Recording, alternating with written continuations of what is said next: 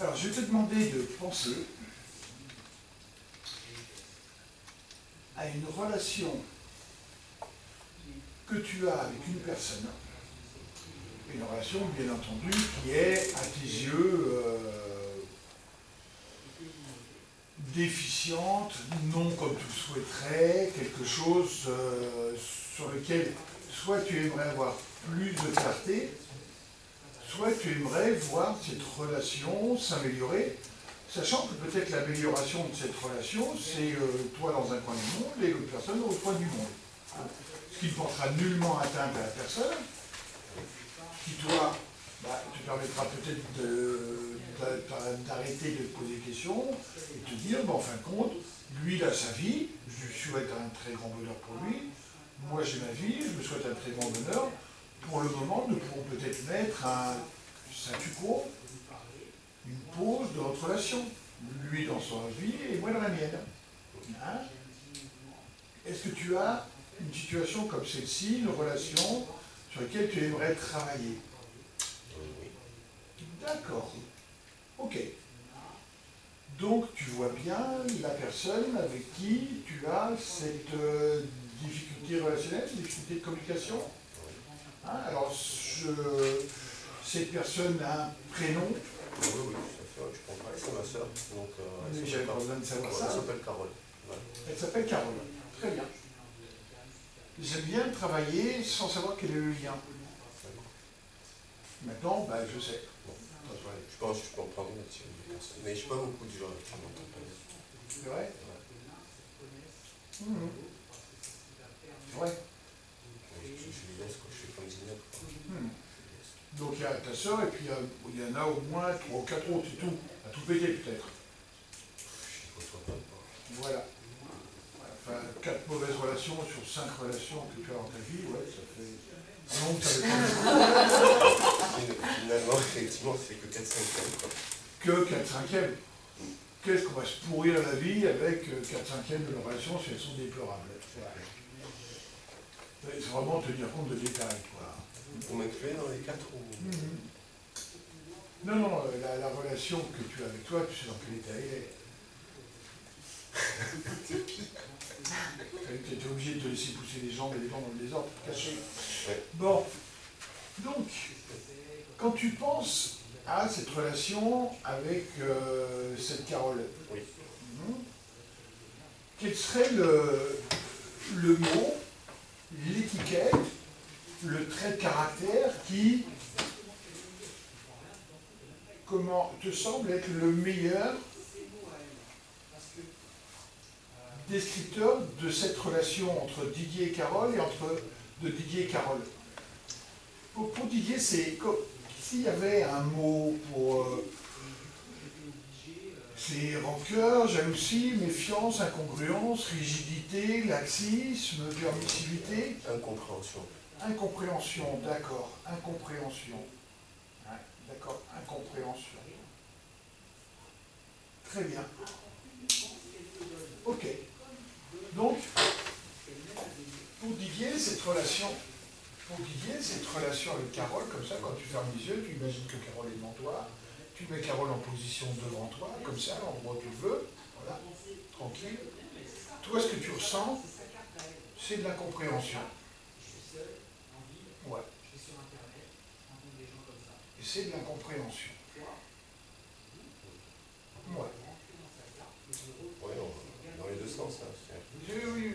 Moi, je te demande comment toi, Didier, tu vois ta relation, comment tu vois ta relation avec Carole. C'est-à-dire qu'en quelque sorte, est-ce que tu ne la comprends pas, en fin de compte? Oui, je ne me fais pas comprendre. Oui. D'accord, ok. Nous verrons ce que Carole a à en dire tout à l'heure. Hein? Pour le moment, Didier. Alors, ce qui m'intéresse, ce qui est intéressant maintenant pour le moment, c'est que tu vois bien où est Carole, là, en face de toi. D'accord. Et tu ressens bien la place où toi tu es là pour le moment. D'accord, ok. Là, toi, tu es bien là, et Carole est bien en face de toi. Nous allons laisser Didier à cet endroit, et nous allons voir ce qu'en pense partie de toi, quand tu regardes, toi, de cet endroit-là, tu vois Didier là-bas et Carole là-bas. Que tu regardes la relation entre les deux là, qu'est-ce que toi, de cette position, hein, quand tu vois Didier à cet endroit et Carole là-bas, quel est le mot, toi, pour toi, qui est neutre, qui n'est nullement partie prenante dans cette relation, hein? Toi qui vois ça avec objectivité et recul, qu'est-ce que tu penses de cette relation, toi, entre Didier et Carole? Dommage. Dommage. Ouais, c'est dommage. D'accord. Ok. C'est vrai que de ce point de vue-là, d'abord tu trouves que c'est dommage. D'accord. Ok. Comment tu trouves quel comportement de Didier à l'égard de Carole? Comment il est son comportement, hein? Alors, nous ne sommes pas là pour le juger, hein, pas du tout. Comment il est son comportement à Didier à l'égard de Carole? Il est modeste, hein, prétentieux, dominateur, usurpateur, menteur, vrai, honnête, sincère. Il est comment, ce Didier, quand tu le vois, cette position-là, toi? Il est vrai. Ouais. Enfin, il fait beaucoup de choses pour être vrai. Oui. Pour Didier, tu sais qu'il fait tout pour être vrai. Oui. D'accord. Est-ce que de ton point de vue, il l'est? Toi, de ton point de vue, Oui. là. C'est indéniable? Oui. D'accord. Il est vrai, ouais. Mais être vrai, ça veut dire qu'il sait ce qu'il veut, il est... Est-ce qu'il est en... C'est pas vrai, c'est sincère. Il est sincère. Il est sincère. D'accord, ok. Il est souple, il est rigide, il est comment? Il est plutôt rigide, hein? Plutôt rigide. Plutôt rigide. Et Sincère, rigide. Une notion? il y a une notion de domination. De domination, d'accord. D'accord, ok. Oui, d'accord. C'est le frère aîné, Didier? Non, C'est le plus jeune. Donc il a peut-être quelque chose à prouver. Enfin, il a peut-être le sentiment au fond de lui qu'il a quelque chose à prouver. Donc vouloir faire croire qu'il en sait plus, en fin de compte, pour un peu se mettre au niveau de sa sœur, je ne sais pas. Hein? Enfin, il y a cette notion de domination, ça c'est important. Hein? Et qu'est-ce qui déclenche ce comportement chez Didier? Il est sincère, rigide, un peu dominant, comme un mal dominant. Qu'est-ce qui déclenche chez lui ce genre de réaction? C'est qu'il ne se fait pas entendre, il ne se fait pas comprendre. Il ne se fait pas comprendre. Pas comprendre. Il a l'impression qu'il n'est pas entendu. Ouais, tout à fait. Ok. Est-ce que, imagine que par exemple, maintenant, hein, c'est ça qui est intéressant, imagine, regarde maintenant, comment toi tu vois que Carole bouge, quand Didier a le sentiment de ne pas se faire comprendre, de ne pas être entendu, qu'il est sincère, qu'il est plutôt rigide, dominant. Comment elle bouge à ce moment-là, Carole, elle?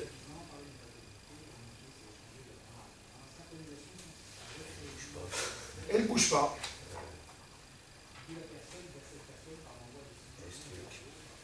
Toi, de cette position neutre, c'est ce que tu vois. Elle est stoïque. Elle est stoïque ou elle ne bouge pas?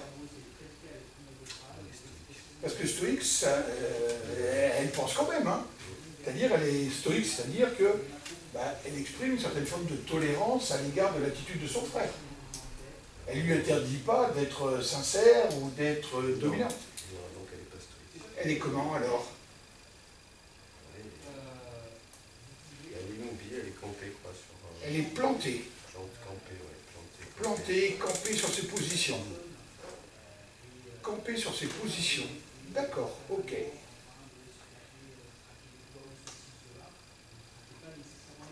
Très bien, ok.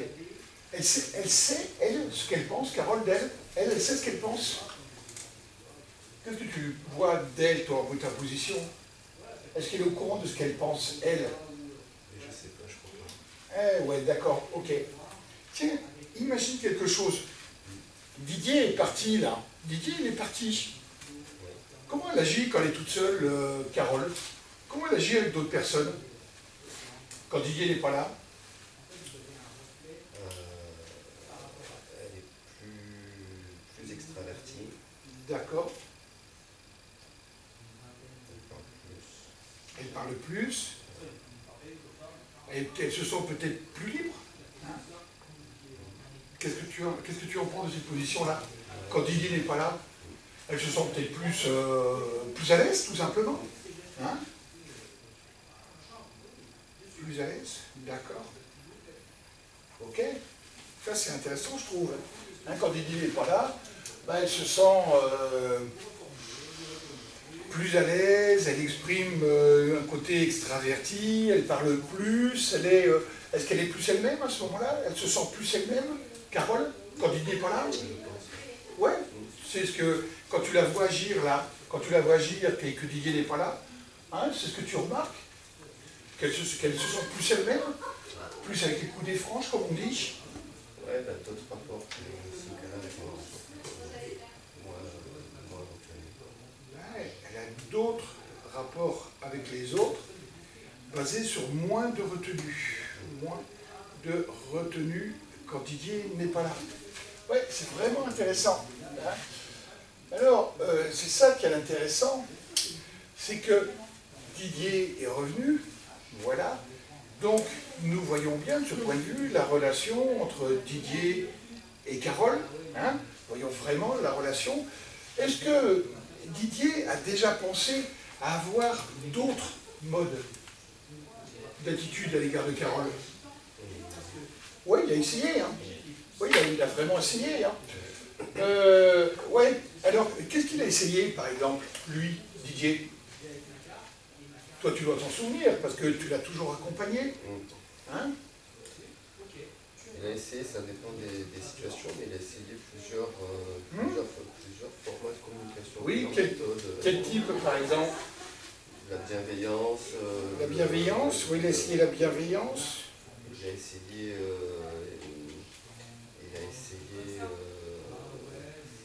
la clarté, La clarté, les discours simples. les discours simples, L'empathie. l'empathie, d'accord. Ok. Donc, qu'est-ce qui a fait que Didier a abandonné tout ça pour revenir au fait de se sentir pas compris, pas entendu, plutôt rigide, même s'il est sincère, et qu'est-ce qui l'a amené à revenir en fin de compte à ce mode de communication, disons, primaire dans le sens, ça a été le premier.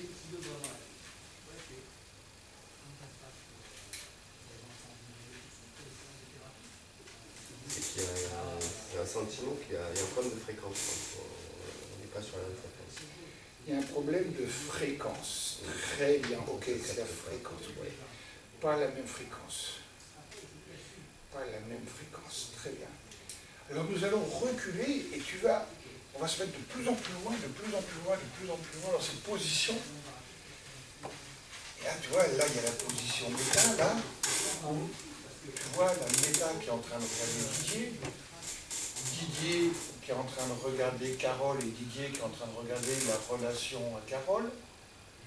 La métaposition qui regarde de la méta à Didier, de la méta à Carole, de la méta à la relation de Didier à Carole. De ce point de vue-là, quand tu as vraiment du recul, tu sais, c'est un peu comme si tu voyais ça de la Lune, hein, ou même de plus loin, de Mars, quand tu vois cette situation très très au loin. Qu'est-ce que tu penses avec tout ce recul de cette situation, un peu comme si toi tu étais un pur esprit, tu es un pur esprit, tu considères ça, c'est un problème d'humain, c'est une situation humaine. Hein? Qu'est-ce que tu penses de toute cette situation-là, toi? Hein? Quand tu es très très loin, toi, tu as vraiment du recul. Hein? Comme si tu vois ça très très très loin. Qu'est-ce que tu en penses? Quelle importance ça a? Et je me dis que c'est des gens des personnes qui n'ont pas d'atome crochu, qui n'ont pas de... Elles n'ont pas d'atome crochu, Pas d'accord. de feeling, ils n'ont pas la même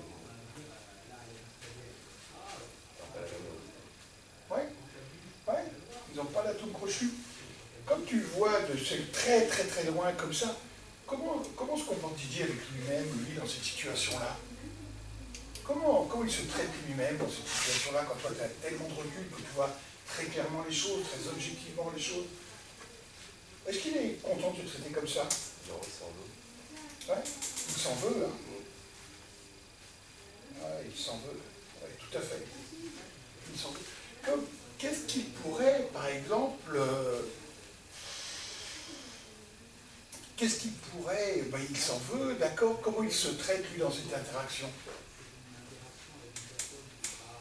Il s'en veut, il se trouve jugeant, il se trouve arrogant, il se trouve, je sais pas, il se traite comment, lui, hein? Il prend la distance, il s'éloigne. Il s'éloigne, d'accord, il s'éloigne, d'accord, ok. Il s'échappe, il échappe à Ouais. les hommes de D'accord. Il quitte cet environnement turbulent. Ouais. Il quitte cet environnement turbulent avec quel comportement? avec la frustration. Avec de la frustration. D'accord. Il sort de ces événements par la frustration. Qu'est-ce qu'il développe comme capacité quand il est frustré?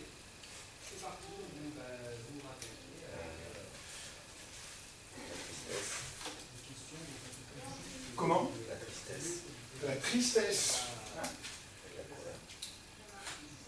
Frustration. Tristesse. Colère. Ok, très bien.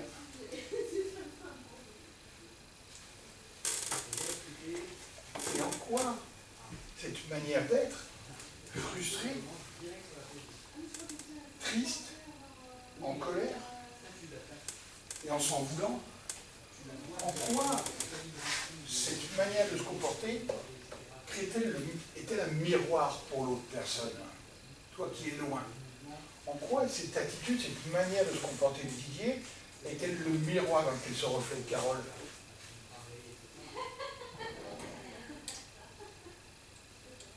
Carole, elle pense que l'idée, ça a toujours été un élément moteur. Oui. Et elle a toujours, c'est toujours un unité du vent derrière. D'accord. Ok. De quoi a besoin Didier? Toi qui es très très loin, qui est vraiment alors juste, de quoi il a besoin lui? De quoi a-t-il besoin? Pour vraiment vivre cette relation du mieux que cette relation puisse être vécue. De tolérance. De tolérance. De tolérance, d'accord. De tolérance. D'accord. De quoi d'autre avec cette tolérance? Maîtrise de soi. Qu'est-ce que ça lui fait à Didier s'il se met exactement au même niveau que Carole? Ou s'il permet à Carole de monter à son niveau? Qu'est-ce que ça donne à ce niveau-là?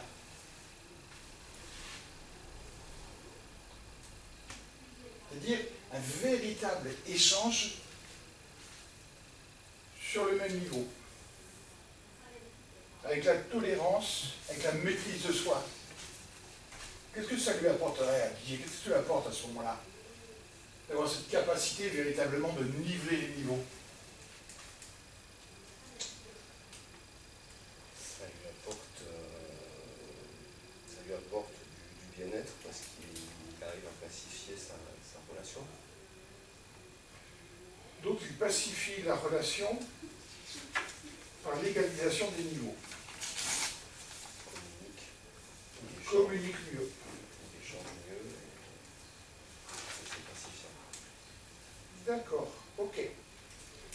Mais dans Didier, un peu comme si tu retirais tout ce qu'il avait au début, cette relation qui était dommage, pourtant il était sincère, rigide, il était plutôt dominateur, il avait le sentiment de ne pas être compris, de ne pas arriver à se faire entendre. Regarde maintenant ce Didier avec de la maîtrise de soi et de la tolérance. Hein. comment il sait mieux communiquer dans le cadre d'un échange où la relation est établie sur justement l'égalité des niveaux et la facilité de communication. Comment il se sent, ce Didier-là? Meilleur. Il se sent meilleur. Et surtout, nous allons quitter cette position-là et voir bien comment, et Didier, regarde bien comment il est. Parce que je voudrais que tu ailles voir quelque chose. Je voudrais que tu ailles voir maintenant la position de Carole, et tu es Carole, et tu regardes Didier qui est devant toi, et qui est justement basé dans l'échange. Beaucoup plus tolérant, qui a une meilleure maîtrise de lui. Comment tu le sens, toi, Carole, quand tu vois Didier en face de toi, quand il est comme ça, dans cette relation apaisée, pacifiée? Qu'est-ce que tu reçois de lui à ce moment-là? Toi qui campais un peu sur tes positions, qui restais un peu planté là, est-ce que ça te permet d'être avec lui, plus extraverti, plus libre de t'écouter? Comment tu te sens quand lui, il a vraiment fait ce travail? J'ai envie de plus écouter. Et quand tu l'écoutes plus, qu'est-ce que ça te donne à toi, Carole? Qu'est-ce que ça te donne à toi? Et quand tu l'écoutes plus, regarde ce que ça fait à Didier.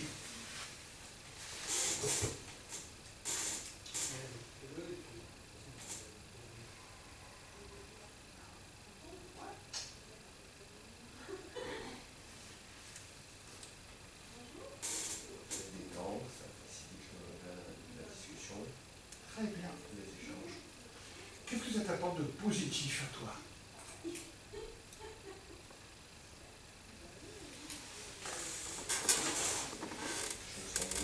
Je me sens mieux. Plus en accord avec ma façon de voir les choses. Voilà, en accord. Je subis moins la relation. Plus dans la... Je subis moins la relation. D'accord, donc tu es plus proactif dans la relation. C'est-à-dire que la relation, ça devient vraiment un élément dans lequel vous vous inscrivez tous les deux, vous échangez tous les deux. Hein? D'accord, ok, très bien. Alors garde ça, Carole, car nous allons faire un tour, tranquillement. Voilà, au revoir Carole, tout à l'heure. Nous retournons sur Mars. Et toi, là, quand tu es sur Mars, tu prends tout ce qu'il y a de bien dans ce que tu viens de voir. Ressens tout ce qu'il y a de bien.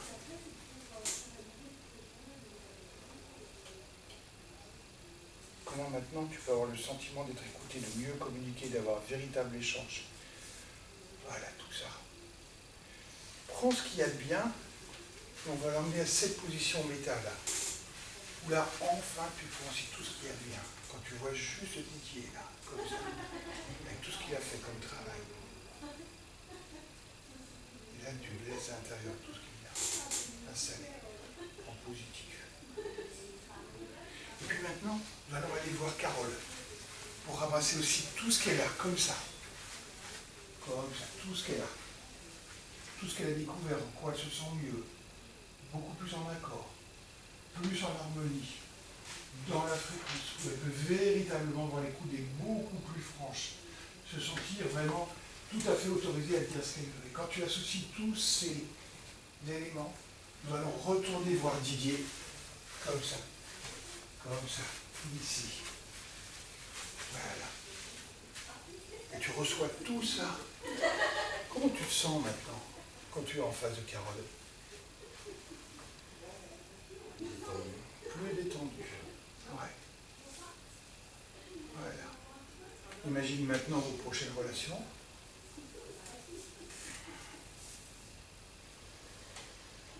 En laissant agir tous ces côtés positifs, cette harmonie, cette fréquence, cette meilleure communication, de nouveaux échanges, une manière d'être en relation beaucoup plus équilibrée, avec une maîtrise de soi et un grand niveau de tolérance. Comment tu te sens à ce niveau-là? Et tu regardes comment ça fait bouger Carole à ce moment-là. Comment te sens-tu? Eh bien, quand tu es content et que tu te permets d'inscrire ça dans ton avenir, bah, tu peux t'autoriser à faire un pas en avant pour aller vers ce futur et vers de nouvelles relations et revenir ici.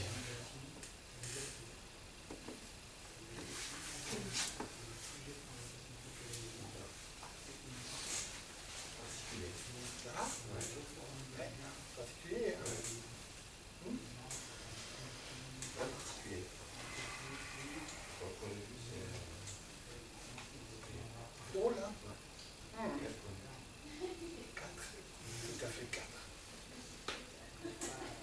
est là. 4 points de vue, 4 points de vue, 4 points de vie. Tout à fait différent. Quand vous vous rappelez ces petites clés, hein, il est nécessaire d'avoir une multitude de points de vue pour pouvoir faire les meilleurs choix possibles. Hein.